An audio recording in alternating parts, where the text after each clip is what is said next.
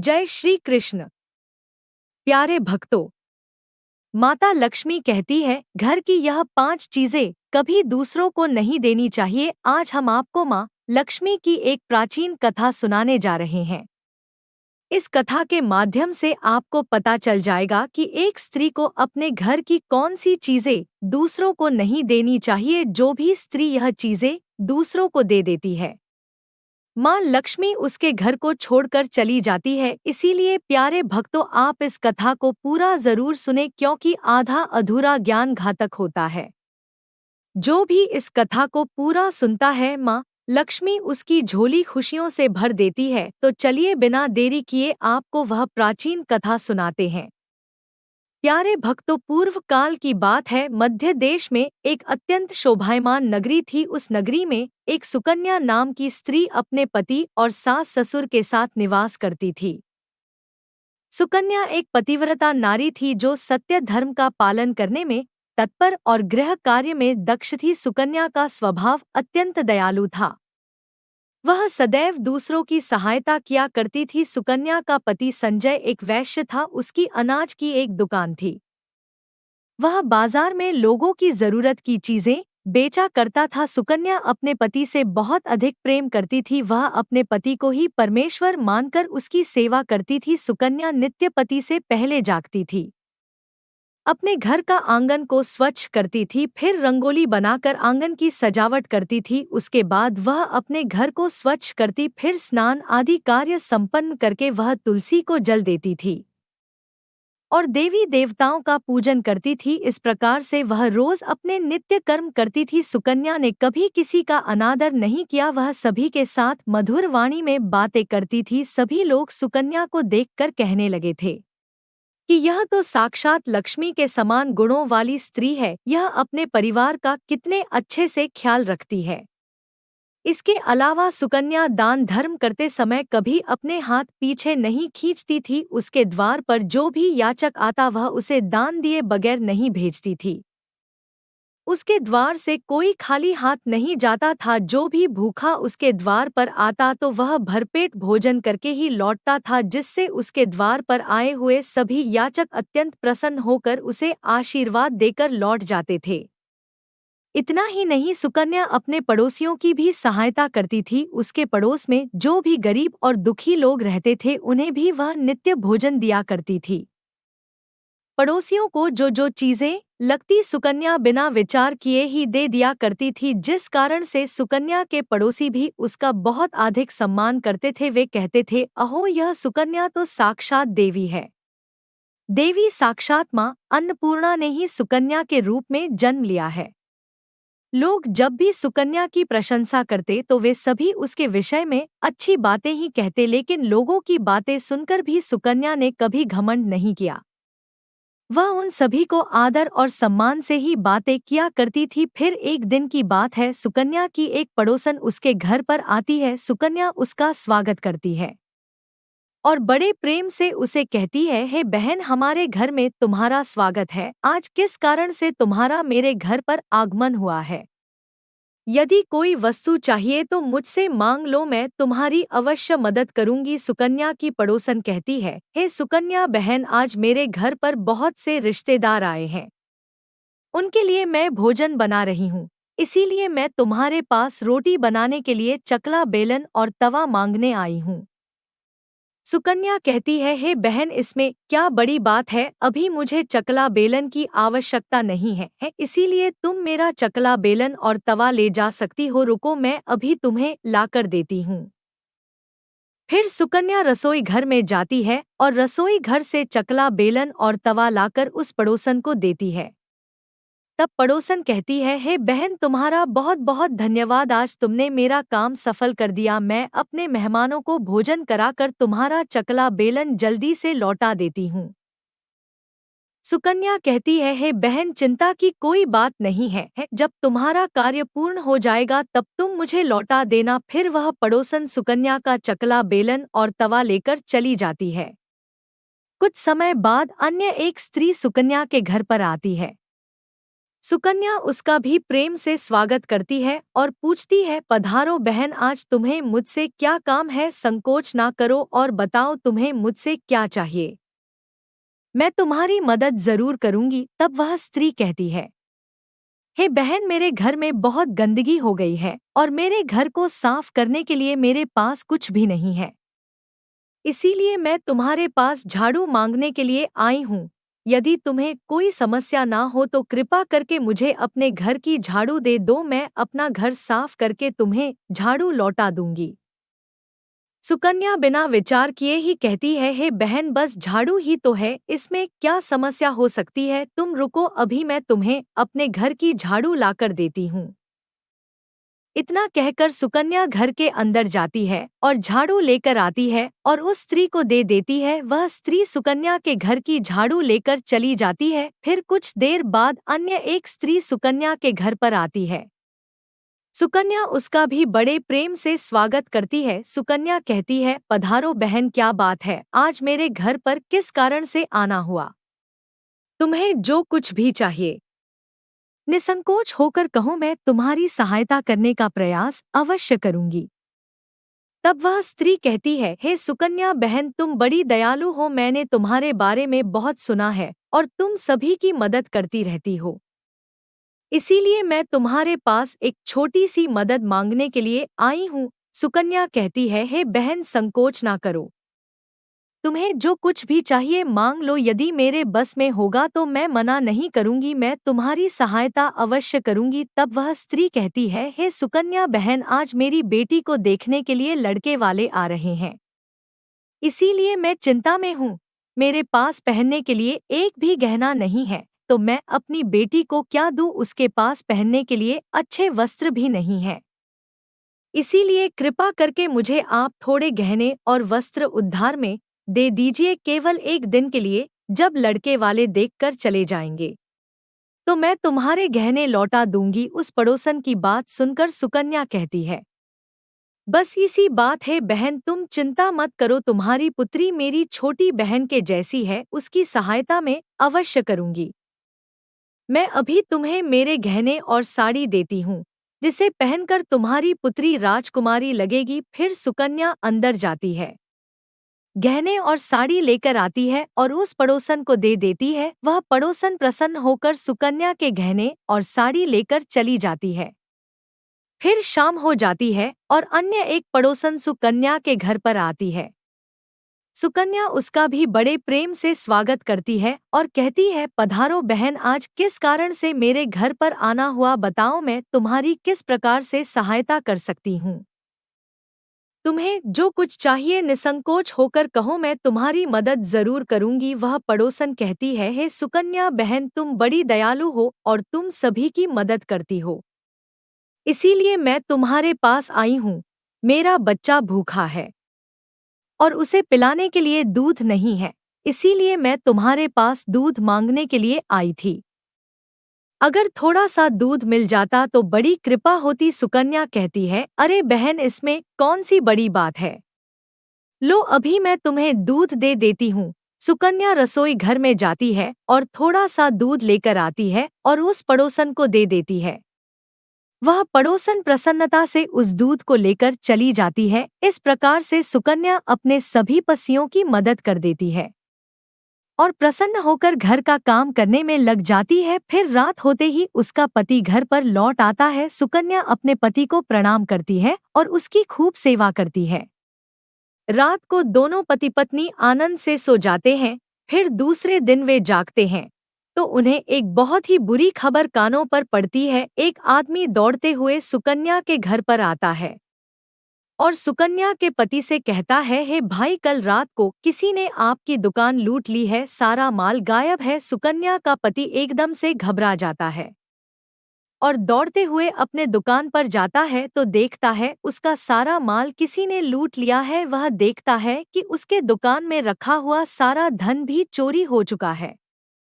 वह दुखी और निराश होकर घर पर लौटता है और सुकन्या को सारी बात बताता है, जिसे सुनकर सुकन्या बहुत दुखी हो जाती है। सुकन्या कहती है, आप चिंता ना कीजिए जी, हमारे घर में अभी बहुत सारा रखा हुआ है जिससे आप फिर से व्यापार शुरू कर सकते हैं। फिर सुकन्या अपने घर की तिजोरी में देखती है तो वह भी पूरी तरह खाली दिखाई देती है। उसके अंदर का भी सारा माल अब चोरी हो चुका था। यह देखकर सुकन्या बहुत दुखी हो जाती है। उसे समझ में नहीं आता कि यह कैसे हुआ। सुकन्या का पति उस पर बहुत क्रोधित हो जाता है और पूछता है, सुकन्या सच सच बताओ, हमारे घर के अंदर रखा हुआ सारा पैसा कहाँ गया? सुकन्या कहती है, हे मामी, मैं घर पर ही थी, सारा धन तिजोरी में ही था, किसने इसे चुरा लिया पता नहीं। कृपया आप शांत हो जाइए, हम कोई ना कोई उपाय जरूर ढूंढ लेंगे। सुकन्या का पति कहता है, यह जो तुम दूसरे लोगों को घर पर बुलाकर खिलाती हो, अनजान लोगों को घर में बुलाती हो, उसी का फल है। यह उन्हीं में से किसी ने हमारे घर का सारा पैसा चुरा लिया है। क्रोध में आकर सुकन्या का पति उसे भला बुरा कहता है। सुकन्या की सास भी उसे बहुत कोसती है और कहती है, तुम ही इन पड़ोसियों को घर की चीजें देती रहती हो, बिना सोचे किसी की भी मदद कर देती हो, उन्हीं में से किसी ने सारा पैसा चुरा लिया है। घर के सभी लोग सुकन्या को भला बुरा कहने लगते हैं। फिर सुकन्या अपने पति को दिलासा देते हुए कहती है, हे नाथ, मैंने मेरे कुछ गहने हमारी पड़ोसन को दिए हैं, मैं उसके पास से गहने लेकर वापस आती हूँ। फिर सुकन्या उस गरीब पड़ोसन के घर पर जाती है तो देखती है उसके घर पर कोई नहीं होता है। वह स्त्री भी घर छोड़कर सुकन्या के गहने लेकर भाग गई होती है। सुकन्या निराश होकर घर पर लौटती है और अपने पति को सारी बात बता देती है। सुकन्या की बात सुनकर उसका पति आग बबूला हो जाता है और सुकन्या को भला बुरा कहने लगता है।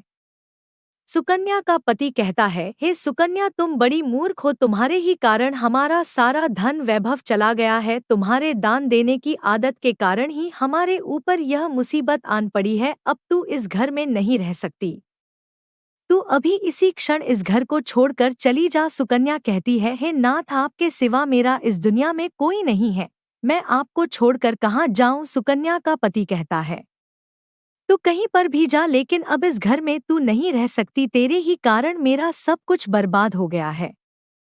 तू इस घर में रहेगी तो बचा कुचा सब नष्ट हो जाएगा। सुकन्या अपने पति को हाथ जोड़कर विनती करने लगती है, हे स्वामी, ऐसा ना कहिए, मैंने कोई अपराध नहीं किया है, आपके बगैर मैं जीवित नहीं रह सकती, मुझ दासी को आप घर से मत निकालिए। लेकिन सुकन्या का पति उसकी एक नहीं सुनता है और उसे अपने घर से धक्के मारकर निकाल देता है और कहता है, अब तू इस घर से चली जा और लौटकर मत आना, चाहे तो किसी नदी में कूदकर अपनी जान दे दे, लेकिन अब तू इस घर में मेरे साथ नहीं रह सकती। फिर सुकन्या दुखी होकर रोते हुए अपने पति के घर को छोड़कर चली जाती है।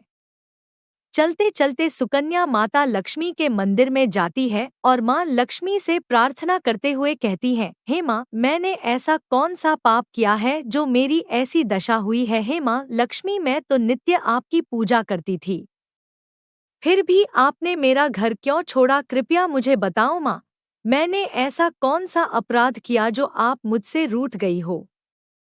फिर सुकन्या वहीं पर बैठकर सोचने लगती है, यदि मेरे पति मेरा स्वीकार नहीं करेंगे तो मैं जीवित रहकर क्या करूं? यदि मेरे ही कारण मेरे पति की दुर्दशा हुई है तो मुझे जीवित रहने का कोई अधिकार नहीं है। इतना सोचकर सुकन्या अपने प्राण देने के लिए नदी की तरफ जाने लगती है। नदी के पास जाकर सुकन्या माता लक्ष्मी से प्रार्थना करती है, हे माँ लक्ष्मी, अब मैं अपने प्राण देने जा रही हूँ। यदि मेरे द्वारा तुम्हारी पूजा में कोई कमी रह गई हो तो मुझे माफ करो, मैं अपने पति के बगैर जीवित नहीं रह सकती, इसीलिए अब मैं इस नदी में कूदकर अपने प्राण दे दूंगी। इतना कहकर सुकन्या नदी में कूदने ही वाली होती है कि साक्षात माँ लक्ष्मी उस स्थान पर प्रकट हो जाती है। माँ लक्ष्मी सुकन्या से कहती है, रुक जाओ सुकन्या, रुक जाओ पुत्री, तुम यह क्या कर रही हो? सुकन्या आंखें खोलकर देखती है कि साक्षात माँ लक्ष्मी उसके सामने खड़ी है। माँ लक्ष्मी के दर्शन करके सुकन्या बहुत प्रसन्न हो जाती है और माँ को बारंबार नमस्कार करते हुए कहती है, हे माँ लक्ष्मी, मुझे क्षमा करो, मैं बहुत बड़ा पाप करने जा रही थी। देवी लक्ष्मी कहती है, हे सुकन्या, मनुष्य को स्वयं अपने प्राण नहीं लेने चाहिए, यह महापाप है। ईश्वर ने जो शरीर प्रदान किया है उसे ऐसे नष्ट नहीं करना चाहिए। सुकन्या कहती है, हे माँ, मैं विवश हूँ, मेरे पति ने मेरा त्याग किया है और स्त्री को अपने पति को छोड़कर नहीं रहना चाहिए। मैं अपने पति को छोड़कर जीवित नहीं रह सकती, इसी कारण से अपने प्राण देने जा रही हूँ। देवी लक्ष्मी कहती है, हे सुकन्या, मैं सब कुछ जानती हूँ और यह भी जानती हूँ कि तुम्हारे पति ने तुम्हारा त्याग क्यों किया है। यह सब तुम्हारी ही भूल के कारण हुआ है। तुमने अनजाने में कुछ ऐसा चीजों का दान किया था जिस कारण से मुझे तुम्हारा घर छोड़कर जाना पड़ा। जो भी स्त्री अपने घर की इन चीजों को दूसरों को दे देती है, उनके घर में मेरा वास नहीं होता है। मैं उन वस्तुओं के साथ ही उनका घर छोड़कर चली जाती हूँ। तब सुकन्या कहती है, हे माँ, ऐसी वह कौन सी वस्तुएं हैं? कृपया आप मुझे बताइए, मैंने कौन सी वस्तु का दान किया जिस कारण से आपने मेरे घर का त्याग किया है। देवी लक्ष्मी कहती है, हे पुत्री, अब तुम ध्यान से सुनो, मैं तुम्हें उन चीजों के बारे में बताती हूँ जो किसी भी स्त्री को दूसरों को नहीं देनी चाहिए। इन चीजों का दान करने पर मैं उस घर को छोड़कर चली जाती हूँ। हे सुकन्या, सबसे पहली वस्तु है चकला बेलन और तवा। किसी भी स्त्री को अपने घर का चकला बेलन और तवा कभी दूसरों को नहीं देना चाहिए। रसोई घर में इन वस्तुओं का महत्व सबसे अधिक होता है। इन वस्तुओं की पवित्रता सदैव ही बनी रहनी चाहिए। इन्हीं वस्तुओं से भगवान विष्णु को प्रसाद बनाया जाता है और तवे पर बनी पहली रोटी भी गाय को खिलाई जाती है। इसीलिए इन वस्तुओं को हमेशा स्वच्छ और शुद्ध रखना चाहिए। दूसरों को देने पर यह अपवित्र हो सकती है और फिर इनका उपयोग करना अशुभ फल प्रदान करता है। इसीलिए सुकन्या, तुमने अपने रसोई घर के चकला बेलन और तवा अपनी पड़ोसन को देकर पहली से बड़ी भूल की है। आगे माँ लक्ष्मी कहती है, हे सुकन्या, अब तुम दूसरी वस्तु के विषय में सुनो। तुमने अपनी पड़ोसन को अपने घर में रखी हुई झाड़ू ही दे दी, जिस वस्तु में मेरा सदैव वास होता है। जो वस्तु मुझे सबसे अधिक प्रिय है, तुमने उसे ही दूसरे को दे दिया, तो फिर मैं तुम्हारे घर में कैसे ठहरती। हे सुकन्या, जो स्त्री अपने घर की झाड़ू दूसरों को दे देती है, मैं उसके घर को त्याग देती हूँ। झाड़ू से घर की स्वच्छता की जाती है और जहाँ पर स्वच्छता होती है उसी स्थान पर मेरा वास होता है। ध्यान में रखना सुकन्या, घर में झाड़ू को हमेशा छिपा कर रखना चाहिए। झाड़ू पर बाहरी व्यक्ति की दृष्टि भी नहीं पड़नी चाहिए। झाड़ू एक अत्यंत पवित्र वस्तु है, इसे पैर नहीं लगाना चाहिए और इससे कभी विष्ठा आदि प्रकार की गंदगी साफ नहीं करनी चाहिए। माँ लक्ष्मी कहती है, हे सुकन्या, अब तुम तीसरी वस्तु के विषय में सुनो जो एक स्त्री को कभी दूसरों को नहीं देनी चाहिए। वह वस्तु है आभूषण। एक स्त्री को अपने आभूषण कभी अन्य महिला को नहीं देने चाहिए। मैं सदैव ही आभूषणों में वास करती हूँ। स्त्री के 16 श्रृंगार में गहनों का बहुत अधिक महत्व होता है। एक विवाहित स्त्री को अपने आभूषण कभी अन्य स्त्री को पहनने के लिए नहीं देने चाहिए। जो स्त्री अपने आभूषण अन्य स्त्रियों को देती है, उसके जीवन में दुर्भाग्य आता है।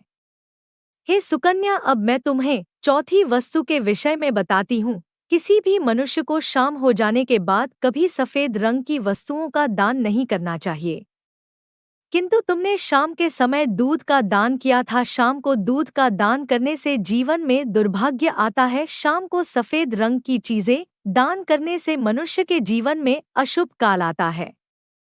स्त्री के 16 श्रृंगार में गहनों का बहुत अधिक महत्व होता है। एक विवाहित स्त्री को अपने आभूषण कभी अन्य स्त्री को पहनने के लिए नहीं देने चाहिए। जो स्त्री अपने आभूषण अन्य स्त्रियों को देती है, उसके जीवन में दुर्भाग्य आता है। हे सुकन्या, अब मैं तुम्हें चौथी वस्तु के विषय में बताती हूँ। किसी भी मनुष्य को शाम हो जाने के बाद कभी सफेद रंग की वस्तुओं का दान नहीं करना चाहिए, किंतु तुमने शाम के समय दूध का दान किया था। शाम को दूध का दान करने से जीवन में दुर्भाग्य आता है। शाम को सफेद रंग की चीजें दान करने से मनुष्य के जीवन में अशुभ काल आता है। माँ लक्ष्मी कहती है, हे सुकन्या, अब मैंने तुम्हें उन सभी वस्तुओं के बारे में बता दिया है जिनका कभी दान नहीं करना चाहिए। यह वस्तुएं कभी दूसरों को उधार में अथवा उपयोग के लिए नहीं देनी चाहिए। सुकन्या कहती है, हे माँ लक्ष्मी, मुझसे बड़ी भूल हो गई, मैं इन बातों से अनजान थी, कृपया मुझे क्षमा करो और अब मुझे प्रायश्चित करने का उपाय बताओ। देवी लक्ष्मी कहती है, हे सुकन्या, तुमने प्रायश्चित पहले ही कर लिया है, इसीलिए अब तुम अपने घर पर लौट जाओ। मैं तुम्हें तुम्हारा संपूर्ण वैभव और धन संपत्ति लौटा देती हूँ।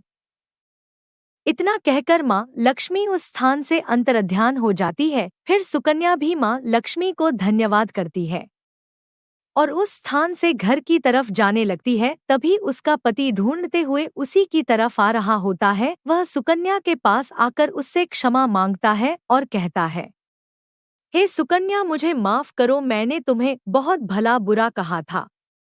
तुम तो साक्षात देवी के समान हो। माँ लक्ष्मी की कृपा से हमें अपना सारा धन वैभव वापस मिल गया है। जिन लोगों ने हमारा धन लूटा था उन सभी ने हमारा धन हमें लौटा दिया और तुम्हारा नाम लेते हुए क्षमा मांग ली है।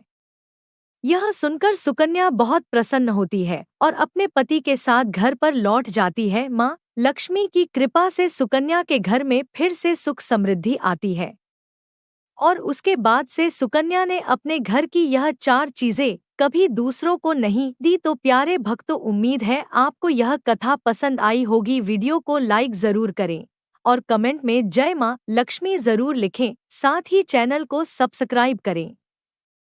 जय श्री राम, जय श्री कृष्ण, हर हर महादेव।